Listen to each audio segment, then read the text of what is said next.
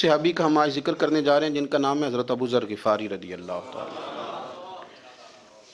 ہمارے صوفیاء تصوف میں ایک جملہ بولتے ہیں کہ تیرا تو فقر فقر بوذر ہے، یعنی جن کو صحیح درویش کہتے ہیں نا، صحیح درویش۔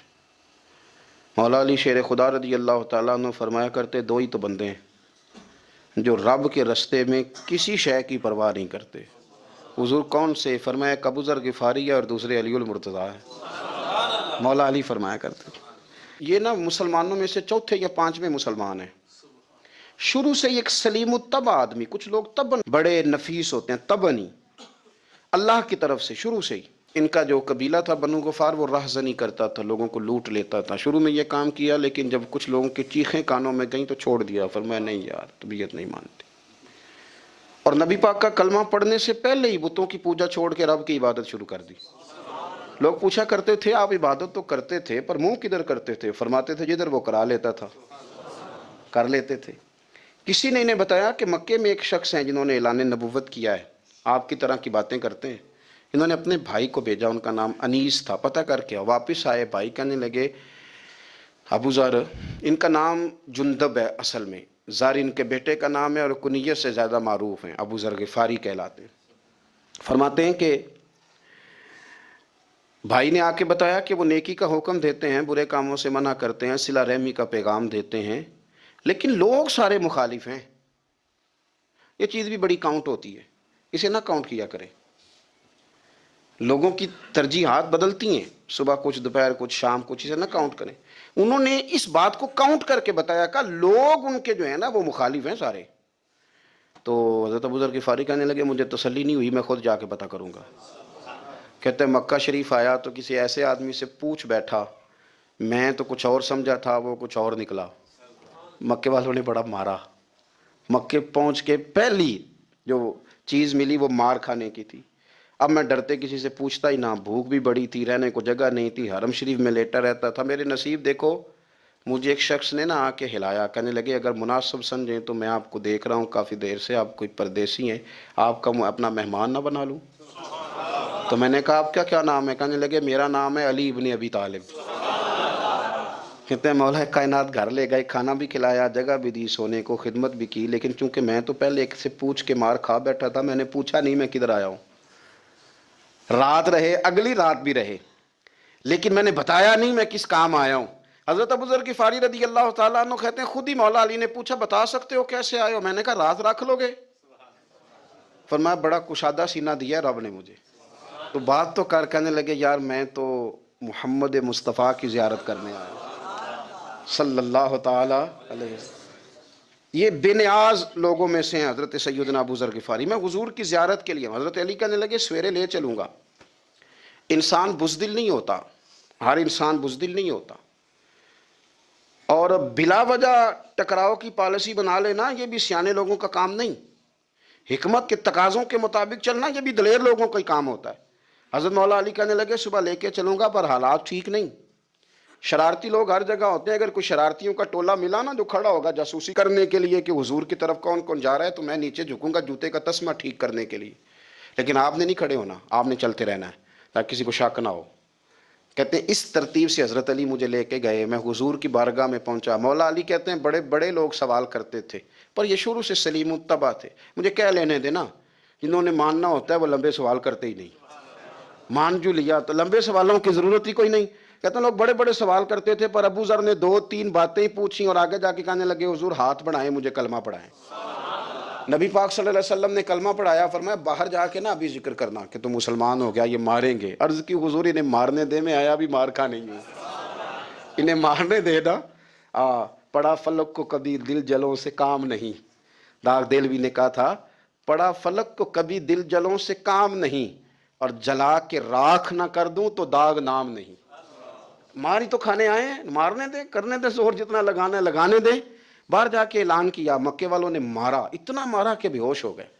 پھر کسی نے بتایا کہ تم نے گزرنا بھی ہے ان کے علاقے سے، بنو غفار سے، پھر ان کا پتہ بھی ہے یہ لوگ بڑے سخت ہیں، پھر چھوڑا۔ تباً بڑے جلالی تھے، زاہد مزاج تھے، فرماتے تھے کہ جو تمہاری ضرورت سے زیادہ ہے وہ سارا صدقہ کرو۔ کنز کے معاملے میں ان کا رویہ یہ تھا، صرف حضرت صدیق اکبر کو کچھ نہیں کہا انہوں نے، باقی حضرت عمر جیسے آدمی کو بھی کھڑا کر کے کہہ لیتے تھے یہ مال کیوں رکھا ہوا ہے خزانے میں، بانٹتے کیوں نہیں سارا؟ اور جناب عثمان غنی رضی اللہ تعالیٰ عنہ کے ساتھ تو باقاعدہ کئی دفعہ اس موضوع پر گفتگو کی۔ وہ کہتے تھے کہ جب اللہ کہتا ہے قرآن میں کہ مال دولت جمع نہیں کرنی، تو وہ جو لوگ تھے وہ بھی بڑی شانوں والے تھے، وہ کہتے تھے کہ اللہ نے جب زکوٰۃ فرض کی تو مال جمع ہوتا ہے تو زکوٰۃ فرض ہوتی ہے نا، جب فطرانے کا کہا تو مال ہوتا ہے تو فطرانہ آتا ہے نا، تو آپ جو کہہ رہے ہیں وہ ٹھیک ہے پر آپ اعلیٰ بات کر رہے ہیں تقوی کی، سارا بانٹو۔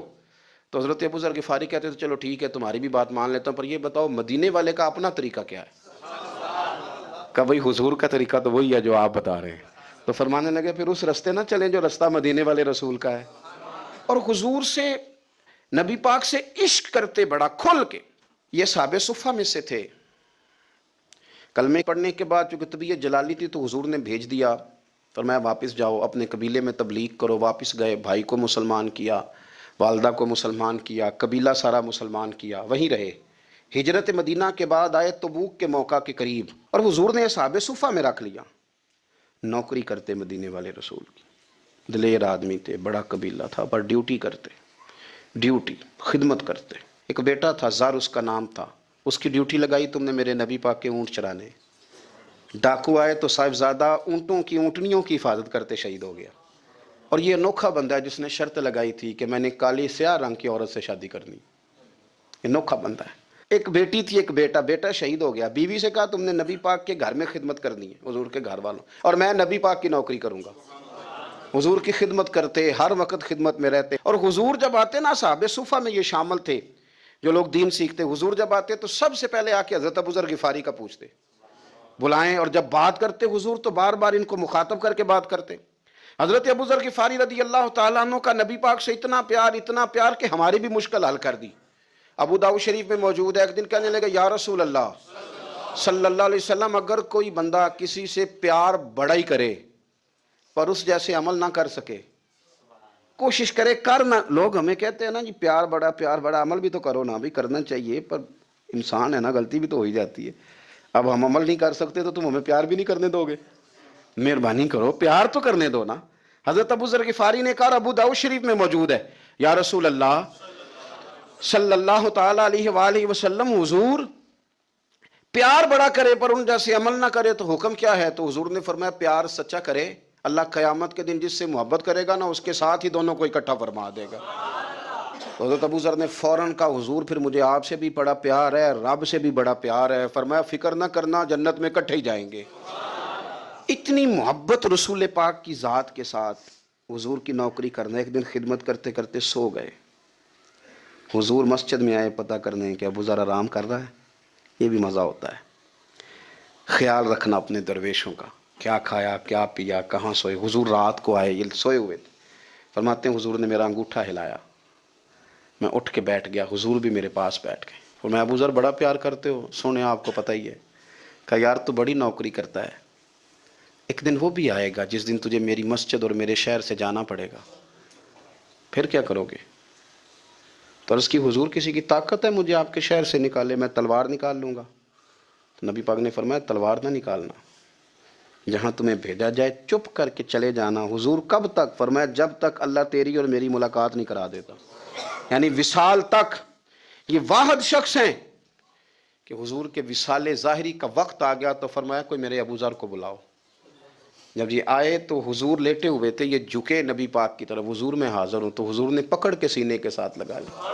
میرے رسول پاک صلی اللہ علیہ وسلم کی خدمت میں ایک دفعہ عرض کرنے لگے حضور مجھے صوبے کا گورنر بنا دیں۔ تو نبی پاک نے فرمایا ابو ذر میں عہدے پسند نہیں کرتا، تو تمہیں بھی میں کہتا ہوں عہدہ نہ لینا، تمہیں بھی کہتا ہوں عہدہ نہ لینا۔ فرمایا ابو ذر میں جو چیز اپنے لیے پسند کروں گا تمہیں بھی اسی کا مشورہ دوں گا، تم بندے اچھے ہو پر یہ کام تمہارے بس کا نہیں ہے۔ بڑے زاہد آدمی میرے رسول کریم صلی اللہ تعالی علیہ وآلہ وسلم نے ان کے بارے میں فرمایا جس طرح نبیوں میں حضرت عیسیٰ علیہ السلام ہوئے، حضرت عیسیٰ دیکھیں نا، انبیاء میں اللہ تعالیٰ نے ہر قسم کی عظمت نبیوں کو دی۔ جناب سلیمان علیہ السلام کا تو تخت بھی ہوا میں اڑتا تھا، جن تک تابع دار تھے، اور نبیوں میں حضرت عیسیٰ بھی ہیں جن کے پاس گھر بھی کوئی نہیں، شادی بھی کوئی نہیں کی، اینٹ سرانے رکھ کے تکیہ بناتے، ایک ان کے پاس کنگھی تھی اور ایک پیالہ تھا. دیکھیں جو بندہ نیک ہو نا وہ بھی نیک ہیں، اللہ کے نبی ہیں. آپ اپنا تقوی مسلط نہیں کریں گے، جو وہ کر رہے ہیں وہ بھی مخلص ہو کے کر رہے ہیں. حکومتیں جو چلانی ہیں تو وہ کس نے چلانی ہے؟ اگر نیک بندے نہیں آئیں گے تو غلط لوگ آئیں گے، قوموں پہ ظلم کریں، وہ بھی اپنی جگہ ٹھیک ہے. لیکن یہ جو کر رہے ہیں یہ بات بھی اپنی جگہ بالکل ٹھیک ہے. ہم پتہ کیا کرتے ہیں؟ ہم چیزوں کو مسلط کرتے ہیں، ایک دوسرے پر مسلط نہیں کریں چیزوں کو. آپ جو کر سکتے ہیں، جو رستہ آپ کو صحیح لگتا ہے اختیار کر لیں. یہی تو ہمارے دین کا حسن ہے کہ سارے رستے واضح کر کے ہمیں دکھاتا ہے. حضرت عیسیٰ علیہ الصلوۃ والسلام نے ایک دن دیکھا کہ ایک بندہ نا انگلیوں کے ساتھ اپنے بال سیدھے کر رہا ہے، تو آپ نے فرمایا یار کنگھی کے بغیر بھی کام چل سکتا ہے. کنگھی بھی خیرات کر دی. دیکھا ایک بندہ ہاتھ کا تکیہ بنا کے لیٹا ہے، تو فرمایا اینٹ بھی دے دو، کسی کے کام آ جائے گی. ایک دن دیکھا کہ ایک بندہ نا یوں چلو میں پانی پی رہا ہے، فرمایا پیالہ بھی رہنے دو، اس کے بغیر بھی کام چل ہی جاتا ہے. جناب عیسیٰ کا یہ زہد تھا. میرے نبی پاک علیہ السلام نے فرمایا جس نے جناب عیسیٰ کا زہد دیکھنا ہو وہ میرے ابو ذر غفاری کو دیکھے. ان کو دیکھے، یہ دنیا میں جناب عیسیٰ کے زہد کے مطابق چلتے پھرتے ہیں. ساری زندگی دولت کو، مال کو پسند نہیں کیا. جہاں رہتے تھے ایک گورنر صاحب نے 300 دینار تحفے میں بھیجے. تو ایک ہوتا ہے نا بندہ کہتا نہیں نہیں ضرورت نہیں. اور حضور سید عالم صلی اللہ علیہ وسلم نے تو عمر سے فرمایا تھا جو خود بخود آ جائیں وہ قبول کر لو، اللہ کی طرف سے. لیکن ان کا رنگ فقیری والا تھا اور تھوڑا انوکھا تھا. 300 دینار آئے تو فرمانے لگے اسے جا کے کہو تمہیں کوئی اور بندہ نہیں ملا دھوکہ دینے کے لیے؟ میرے گھر ہی مال بھیج دیا ہے. فرمانے لگے میرے پاس گدھا ہے سواری کرنے کے لیے، میرے پاس بکریاں ہیں دودھ پینے کے لیے، میرے پاس ایک چادر اضافی ہے سامان میں سے. میں تو ڈرتا ہوں کہ رب کہیں اس چادر کے بارے میں سوال نہ پوچھ لے، اور تم ہو کہ میرے پاس یہ لے کے آئے ہو. حضرت عثمان غنی کے پاس جا کے کہا کرتے کتنا لوگوں کے پاس پیسہ آ گیا ہے، ہر بندے کے گھر میں مال ہے، یہ کیا ہو رہا ہے؟ لوگوں سے کہیں خرچ کرے غریبوں پہ. عثمان غنی فرمانے لگے تمہیں تو خوش ہونا چاہیے کہ میرے دور میں لوگ خوشحال ہو گئے. آپ فرمانے لگے نہیں، وہ والا رنگ زیادہ بہتر ہے جو مدینے والے نے اختیار فرمایا ہے. کیونکہ کچا رنگ للاری والا چڑھدا تے لیندا رہندا، عشق تیرے دا رنگ محمد، جدوں چڑھ جائے پھر نہیں لیندا. آپ کی طبیعت کے اندر دولت سے بیزاری. حضرت ابو درداء، حضرت ابو موسیٰ اشعری، حضرت ابو ہریرہ رضی اللہ تعالی عنہ، یہ سمجھ لیں ان کے کلاس فیلو تھے، ان کے ساتھ پڑھا تھا انہوں نے. حضرت ابو ذر غفاری ان پر بھی جلال کرتے. آپ یقین کریں کہ طبیعت نا ایسے کیف میں آ گئی ان کو پڑھ کے. ان کو پڑھا جب کچھ دنوں سے تو کچھ انوکھا، یہ انوکھی وجہ ہے، سارے زمانے سے نرالے ہیں. یہ بندے کون سی بستی کے یار اب رہنے والے ہیں؟ یہ کس طرح کے لوگ ہیں؟ کیا سوچ ہے؟ حضرت ابو درداء رضی اللہ تعالیٰ عنہ کے گھر کے قریب سے گزرے تو حضرت ابو درداء مکان بنا رہے تھے. کیا جملہ کہا، تڑپ گئی روح. فرمانے لگے ابو درداء تجھ سے مجھے یہ امید نہیں تھی یار. فرمایا کیا ہوا؟ فرمانے لگے اب تیرا مکان بنانے کے لیے بھی اللہ کے بندوں کی پشتوں پر اینٹیں رکھی جائیں گی.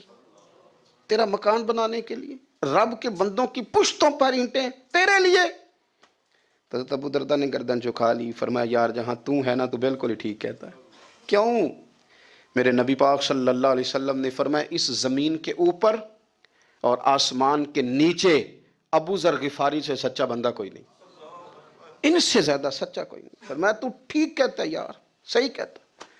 حضرت ابو موسیٰ اشعری رضی اللہ تعالیٰ عنہ کو گورنر بنا دیا گیا عراق کا. اب حضرت ابو موسیٰ اشعری صحابہ میں ایک بڑے جلیل القدر صحابی ہیں، اور ان کی عظمتیں، رفتیں، بلندیاں کیا کہنا، بڑی گہری دوستی تھی. لیکن جب وہ گورنر بن گئے نا تو آپ نے فرمایا بس بھئی اب تو نے عہدہ لے لیا ہے، یہ بندے کو ٹھیک نہیں رہنے دیتی چیزیں، اب تو عہدے میں چلا گیا. بڑی مدت کے بعد ملاقات ہوئی حضرت ابو موسیٰ اشعری کے ساتھ. وہ دوڑ کے آئے حضرت ابو ذر غفاری کے گلے ملنے، میرا بھائی میرا بھائی. فرمایا پیچھے ہٹ جا، میں نہیں تیرا بھائی، تو گورنر ہے، میں غریب آدمی ہوں، اپنا کام کر.